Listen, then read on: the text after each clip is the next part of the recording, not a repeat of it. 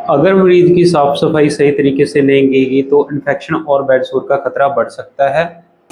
नमस्कार दोस्तों, तो आज हम आपको बताएंगे कि घर पर मरीज की सही तरीके से साफ सफाई कैसे करें। ये वीडियो हर केयरटेकर और परिवार के लिए बहुत ज़्यादा ज़रूरी है।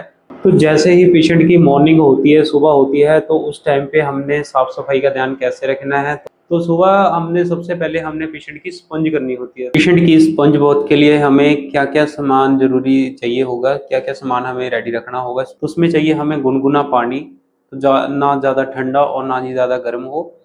और सेकंड हमें चाहिए होंगे 2 टॉवल, जो एक सूखा और एक गीला टॉवल चाहिए होगा। जैसे हम गीला करके टॉवल मारेंगे तो उसके बाद हमें सूखा टॉवल मारना है पेशेंट की बॉडी पर। तो थर्ड हमें चाहिए होगा एक लिक्विड डेटॉल या सेवलॉन, आप दोनों में से कोई भी यूज़ कर सकते हो, या आप साबुन भी यूज़ कर सकते हो। साबुन आप डायरेक्टली यूज़ नहीं कर सकते, साबुन आप अपने हाथों पर ऐसे ऐसे करके मल सकते हो। ऐसे ऐसे करके उसकी झाग बनाकर पेशेंट की बॉडी पर लगानी है आपने, ऐसे ऐसे करके टैप टैप करके आपने लगानी है। तो हमें ये तीनों चीज़ें हमें पेशेंट के स्पंज बॉक्स से पहले तीनों चीजें रेडी रखनी। सबसे खास ध्यान हमने किन चीजों पर रखना है, नेक के पीछे और बगल के नीचे, पीठ के पीछे, ये पीठ होगी पूरी की पूरी, और प्राइवेट पार्ट पर। तो इन चीजों पर हमने खास ध्यान देना है जब भी आप स्पंज बॉथ करोगे।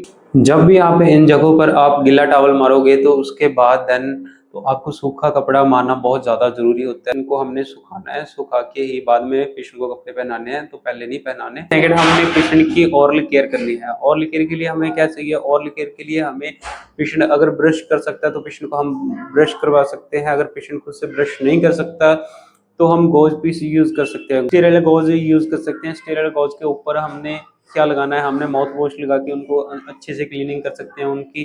तो जिससे फायदा क्या होता है, फायदा ये होता है कि पेशेंट के मुंह में से बदबू नहीं आती, और पेशेंट के मुंह में से स्मेल आती है, जैसे हम जैसे पास में जाते हैं तो थोड़ी थोड़ी स्मेल आती है, तो वो बिल्कुल भी नहीं आती। तो इन चीजों का आपने ध्यान रखना है। स्टेप हमने क्या फॉलो करना है, थर्ड स्टेप, अगर पेशेंट को डायपर लग रहा है तो पेशेंट का डायपर हमने हर 2 घंटे में चेक करते रहना है। तो पेशेंट का जैसे डायपर गीला हो जाता है तो हम दिन भर हम अगर ध्यान नहीं देंगे तो पेशेंट को बेड सोर होने के चांसेस बढ़ सकते हैं, उससे भी इन्फेक्शन का और खतरा बढ़ सकता है।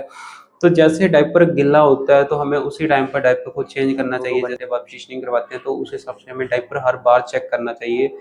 तो अब वैसे डायपर से कुछ नहीं होता, अगर डायपर गीला हुआ लगा रह जाता है पेशेंट को तो उससे बेड सोर होने के चांसेस बहुत जल्दी बढ़ जाते हैं। स्टेप नंबर 4 में हमने क्या फॉलो करना है, स्टेप नंबर 4 में हमने करना ये है कि पेशेंट की बॉडी मसाज करनी है।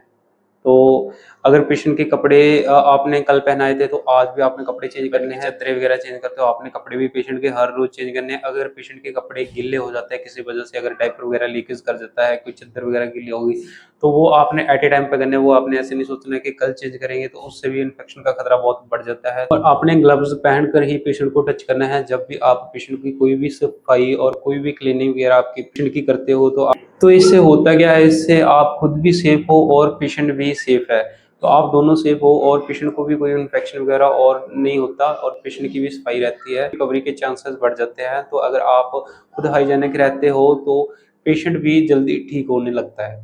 अगर जानकारी अच्छी लगी तो वीडियो को लाइक, शेयर और चैनल को सब्सक्राइब जरूर करें। तो मिलते हैं नेक्स्ट वीडियो में, तब तक के लिए जय हिंद।